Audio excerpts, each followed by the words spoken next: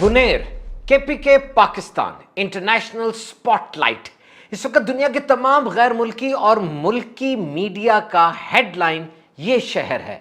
Confirm 309 deaths हो चुकी हैं जो कि फ्लड्स और लैंडस्लाइड की वजह से है। मेरी अभी थोड़ी देर पहले बात हुई है एक भाई से FGRF के तहत जो बुनेर में मौजूद हैं और वहां पर इमदादी सरगर्मियां कर रहे हैं। उन्होंने मुझे बताया कि मैं उस मैदान के पास हूं जहां पर 50 अफराद के जनाजे पढ़ाए गए हैं और एक ऐसी जगह भी है जहां पर एक ही खानदान के 35 अफराद दबे हैं। 24 की लाशें मिल चुकी हैं और पूरे खानदान से सिर्फ एक फर्द वो जिंदा बचा है।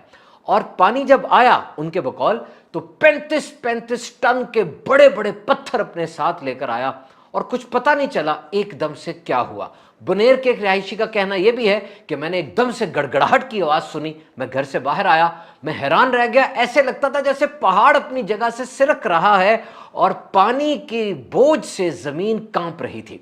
और एक साहब कहते हैं कि मुझे जब पता चला कि रेला आ रहा है, मैंने उसको एक नॉर्मल फिनोमेना समझा। घर वालों से कहा कि वो विकेट कर दें, घर वाले घर छोड़ गए। लेकिन थोड़ी देर बाद जब हम वापस आए, हमने क्या देखा कि वहां पर मैदान था और उस पर मलबा पड़ा था।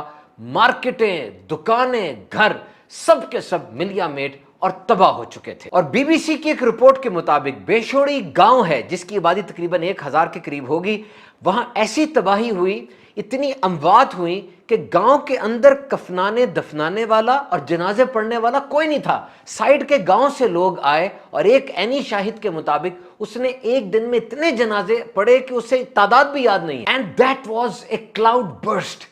ये बादल फट पड़ा था। टेक्निकली क्लाउड बर्स्ट का मतलब ये होता है कि किसी महदूद इलाके में यानी 1 किलोमीटर से 10 किलोमीटर तक के इलाके में थोड़ी देर में बहुत ज्यादा बारिश हो जाए, कई गुना बल्कि कई 100 गुना, यानी कई घंटों की बारिश मिनटों में हो जाए तो उसे क्लाउड बर्स्ट कहते हैं। और अगर उस इलाके में कोई झील, कोई नदी, कोई नाला, कोई दरिया है तो वो उबल पड़ता है और वो उसमें जो सैलाब आता है वो समुद्री तूफान की तरह बन जाता है।